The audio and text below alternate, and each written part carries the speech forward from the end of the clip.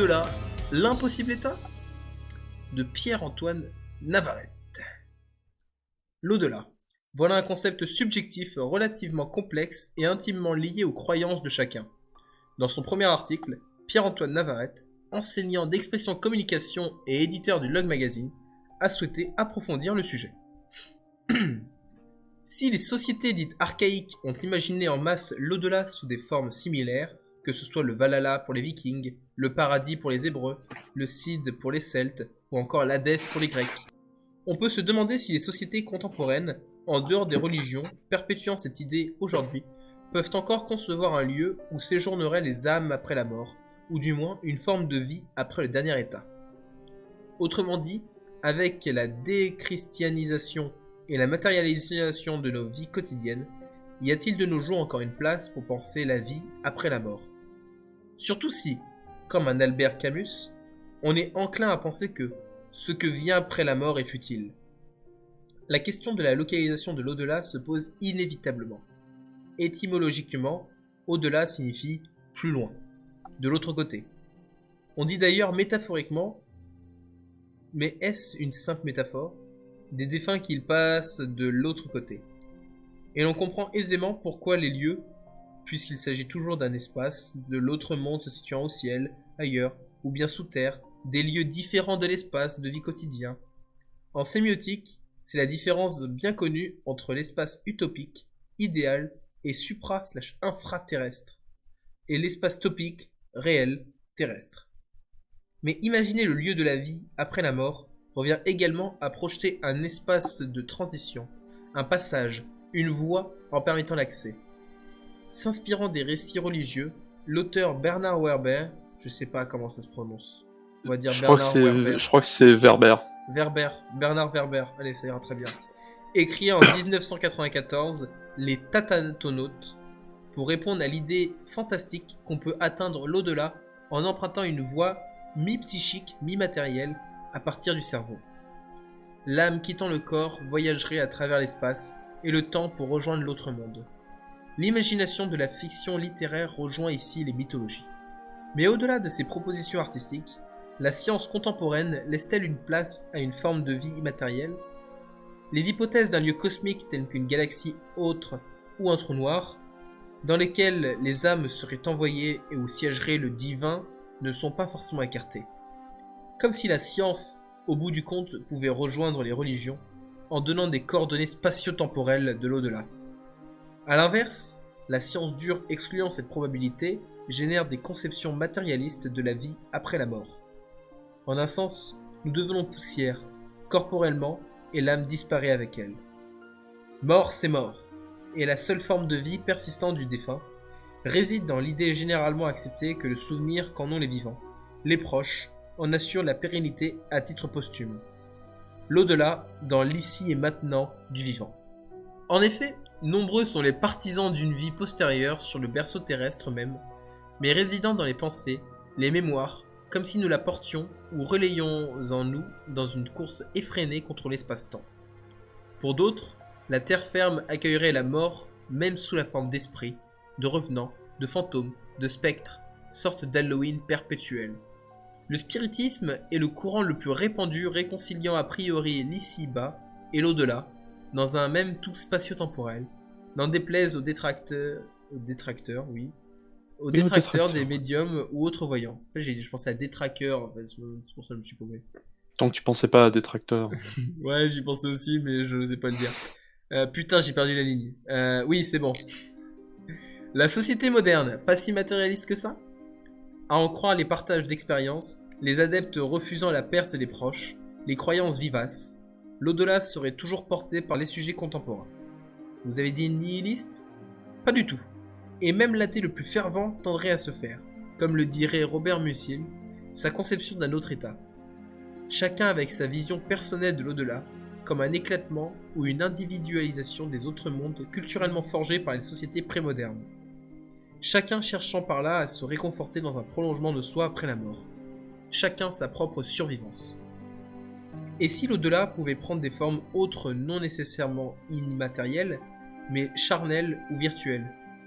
Des penseurs récents comme Byung-Chul Han, inviterait à réfléchir sur le thanatocapitalisme ou sur la morbidité d'un consumérisme toujours plus dévorant, générant la pulsion de mort sans passer par l'autre état, ou autrement dit, la dépression comorbide comme au-delà non idéalisé. Le refuge tentant dans cet état des plus malaisants serait alors la consommation de l'au-delà virtuel, comme le métavers de Mark Zuckerberg, contraction de méta, signifiant précisément au-delà en grec et univers. À l'image du film Ready Player One de Steven Spielberg, le sujet contemporain sera condamné à fuir l'au-delà dépressif charnel pour l'au-delà fictif virtuel, comme ce fut déjà le cas avec l'application ludique en ligne Second Life en 2003. Il ne serait donc plus question d'envisager la vie dans la mort, mais la mort dans la vie. Le glissement théorique conséquent est le suivant. Cherchons-nous aujourd'hui à faire des morts des vivants ou bien des vivants des morts? Et surtout, qui en détient la clé? Les religieux? Les libéraux? Les transhumains? La question problématique est bien là. À voir la montée en puissance des formes dépressives, des réseaux virtuels, des technologies nouvelles, entre dépréciation de la vie et excitation du vivant. La vie contemporaine n'aurait-elle plus d'intérêt au point de vouloir sans cesse rechercher sa surexcitation, dans l'évasion fuyante ou volontaire vers ces paradis artificiels? Finalement, en pensant l'au-delà dans un autre espace que terrestre, supraterrestre ou infraterrestre, puis dans le même espace, physique ou intérieur, en deçà, pour en définitive le situer dans l'espace parallèle du virtuel, métatopique, que reste-t-il face à cette omniprésence de mort, de la peur de la mort que nous cherchons sans cesse à localiser, apprivoiser, réinventer? Seulement la croyance personnelle que l'ici et maintenant vaut tout de même la peine d'être vécue. Paradis terrestre des carpe diem, insouciance oubliant temporairement l'au-delà, voire l'occultant pour mieux se concentrer sur le présent parmi les vivants. Plus dure sera peut-être la chute, rattrapée que l'on sera par la mort, et le besoin pressant de régler la question de la vie, postérieure ou pas, dans le trépas. Alors comme la célèbre maxime « boire ou conduire », comment choisir entre ces formes de l'au-delà, entre ces champs possiblement enivrants ou rassurants selon la conception qu'on a? Et s'il fallait au contraire ne pas succomber aux alternatives mystiques ou matérialistes prônant à l'envie des formes toujours plus attractives de ce que sera l'après-vie? L'au-delà serait alors l'impossible état que nous transportons en nous chaque jour sans pouvoir en avoir une vision claire et précise. En attendant la clé, à l'heure où d'aucuns diront à demi-mort, enfin je vais savoir ce qu'il y a après, essayons ainsi de ne pas vivre au-delà, excessivement, ce que nous permettrait de réaliser l'au-delà, cette terra incognita de tous les fantasmes. Il était conséquent celui-là. Ouais. En plus, j'avoue que, genre, au début, je me disais, tiens, il y a ça comme commentaire à faire, et plus on avançait, et plus ça devenait costaud. Ah ouais, là, mais c'était... Waouh! T'en as pensé quoi, en tout cas? Intéressant, il y a des choses à dire, ça reste assez neutre, sauf sur certains points, mais bon, ça on y reviendra. De balèze l'article, oui. Ah ouais, purée. 5 minutes, oui, Ah oui, oui, peut-être c'est 5 balèze. minutes, mais c'est 5 vraies minutes, quoi. C'est pas comme 5 les bonnes autres, où minutes. des fois c'était un peu plus long. Surtout que comme là, comme c'est un peu complexe ce qui est dit, on prend plus de temps, on se concentre sur les mots et tout.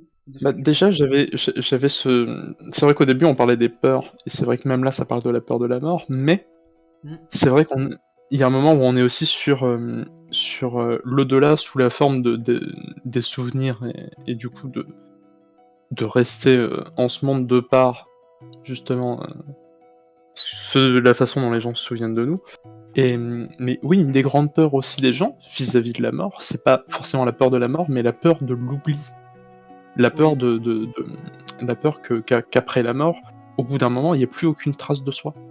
Bah, malheureusement, c'est ce qui va se passer pour beaucoup d'entre nous. Hein.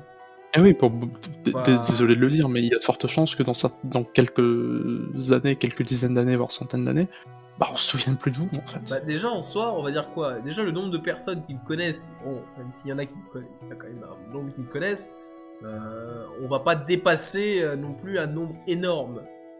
Et une fois que je meurs, et que d'autres, que ceux qui me connaissent meurent aussi, ben c'est fini. Bah il reste plus grand chose, ouais. Il reste rien, c'est fini. Alors à moins que tu t'appelles Van Gogh ou Mozart ou Albert Einstein. Oui, à moins que tu sois un artiste, enfin quelqu'un d'important, tu tombes dans l'oubli après. C'est triste, mais c'est vrai. C'est ça. Et on va tous s'y faire, hein, malheureusement. Hein. Déjà, Déjà, contentez-vous d'être heureux qu'on se souvienne de vous dans le vivant, parce que quand vous serez mort, bah vous pourrez plus vous en fouter en fait. Voilà, c'est tout ce que je dis. C'est mon petit truc comme ça. C'est beau ce que tu dis. Cherchez pas à plaire en étant mort. Vous êtes mort. Cherchez à plaire de votre vivant, c'est déjà bien. Et du coup, petite question, quelle est ta conception personnelle de l'au-delà? Je me suis jamais réellement penché sur la question, j'avoue. Parce que moi, de mon côté, bien que je sois assez, des fois, imaginatif, je me penche souvent sur des choses que j'ai déjà vues et tout. Donc, par exemple, le film Coco. Je sais pas si t'as vu le film Coco. Non. Disney. C'est vraiment, là, ça parle de la mort à 1000%. Ouais, j'ai cru comprendre. Littéralement. Donc, il y a le principe de l'au-delà là-dedans. Mais moi, je vois plutôt, ouais, pour moi, l'au-delà, bah, je le vois surtout là où les âmes vont après la mort. Une fois que t'es mort, bah, ton âme, elle s'en va, elle est... Après, Et est-ce que tu crois en l'âme, toi? est-ce que je crois en l'âme? Ah là là là là. Alors, j'ai lu un truc qui me dit qu'une fois qu'on meurt, on perd... alors oui, il y a le principe, outre les faits que dessèchement, etc. et tout, Ouais. le corps perd 20 grammes. Ouais. Et il y en a qui disent c'est 20 grammes, c'est l'âme. Et il y a des gens qui sont un peu plus rationnels et qui essayent de trouver des vraies explications derrière. J'aime beaucoup comment tu dis essaie de trouver des vraies explications. Bah, qui réussissent surtout aussi. Oui. Non, mais évidemment, Mais- il y a plusieurs points. Est-ce que je crois en l'âme? Je sais pas. Mais j'aurais tendance presque à dire que... D'une certaine manière, j'ai envie de dire oui. Parce que... Après, est-ce que j'y crois ou est-ce que j'aimerais y croire? C'est deux questions. Je ne saurais faire la différence. Après, moi, ce que je dis, c'est on a déjà une conscience qui est déjà un truc incroyable. Oui. Et je on pense a une que inconscience aussi. je pense que cette conscience, c'est ce qui nous rend humains et c'est peut-être de là qu'est l'âme s'il y en a une. C'est quand même un peu homocentrique ce que tu dis. Enfin, c'est pas le mot, c'est un peu... Merde, c'est quoi déjà le mot? Enfin bref. J'ai une vision bisounours de la vie, cherche pas. Non, qui met l'homme au centre... Parce que tu dis, en fait, la conscience, c'est ce qui nous rend humain. Sous-entendu que ce qui n'est pas humain n'a pas de conscience. Non, je me suis gouré dans humain, je voulais dire vivant. En vrai. Non, je voulais donc tout ce qui est vivant a une conscience? Je suis quasiment certain que oui, mais là on part sur un autre débat. Est-ce qu'on inclut les champignons, Mathieu? On partirait sur un autre débat, c'est peut-être pas une bonne idée actuellement. C'est un peu là où je voulais en venir, c'est que franchement, ça mène partout cet article. Cet article mène vraiment partout, vraiment aller dans toutes les surtout qu'en fait, il met un pied dans plein de trucs d'un coup. Ouais, et un truc qui serait plus pied à terre, qui est un truc que je voudrais attaquer, c'est l'aspect justement d'une forme d'au-delà virtuel, d'une deuxième vie, en fait. Ouais. Et qui est très littéralement traduit dans le titre du jeu Second Life, justement. Est-ce que t'as déjà entendu parler du jeu ou pas? Pas du tout. Alors, en gros, l'idée, c'est que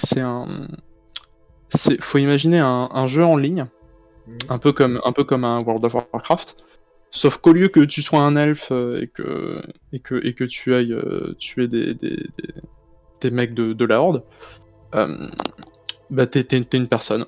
C'est littéralement une simulation de vie, où en fait t'es un deuxième toi, peut-être idéalisé, peut-être complètement différent, peut-être de l'autre genre. Et du coup, il y a beaucoup de gens qui... Et du coup, c'était plus une plateforme sociale qu'autre chose, en fait. Et du coup, c'était très littéralement une plateforme sur laquelle il y avait des gens qui considéraient leur vie comme étant pas ouf, qui justement ils vivaient une forme de deuxième vie, en fait, qui voyaient une sorte de deuxième chance d'avoir une vie intéressante, en fait. De rencontrer des gens, Si je dis pas de conneries, il y a carrément des gens qui ont trouvé leur âme sœur là-dessus. Hein. Ah, carrément! Bon, après, il y a aussi des gens qui ont trouvé leur âme sœur sur World of Warcraft, mais... Oui, j'avoue. Non, mais en vrai, c'est vrai que ce genre d'article, c'est un petit peu ce que je... Alors, c'est pas ce à quoi je m'attendais quand j'avais proposé l'idée, parce que moi, en fait, je disais, purée, mais il y a tellement de choses... Enfin, le début, si, parce que je pensais, je disais... Déjà, rien que l'au-delà, il y a 1 milliard de formes en fonction de que tu penses. Entre ceux qui pensent à la résurrection, ceux qui pensent au paradis et à l'enfer, ceux qui pensent au Valhalla, justement. La réincarnation, plutôt, plus que la résurrection. Parce que... Oui, réincarnation. Parce que la résurrection, ça serait le bordel. Hein. Oui. Non, je parle vraiment réincarnation. Voilà. Ou alors ceux qui disent réellement une autre vie, mais dans le sens... là, je vais repartir sur le principe de l'âme, mais le principe du... Tu commences une nouvelle vie, c'est la même âme, tu commences une nouvelle vie, mais t'as aucune idée de ta vie précédente. Ouais, en fait, c'est legit, on prend l'idée de l'âme, et on la fout là-dedans, sans aucune raison. On l'a nettoyée entre-temps, en fait. Voilà. C'est très littéralement ce C'est un qui se sac passe plastique, en dans fait. certaines mythologies. Il y a littéralement des mythologies, c'est comme ça, c'est une fois que tu meurs, ton âme, on la prend, on la nettoie, et puis on la renvoie dans quelqu'un d'autre. En fait, je trouve ça... En fait, à la fois, j'ai envie de dire, je trouve ça triste, mais j'ai envie de dire, si c'est vraiment ça, ça veut dire qu'on n'est pas la première, et que, bah, du Très- coup...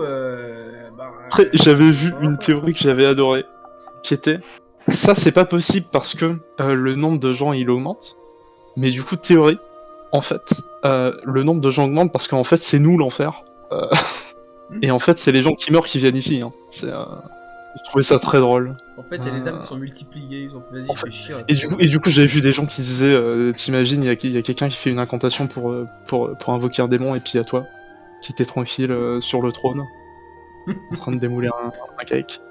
Oh là là là là.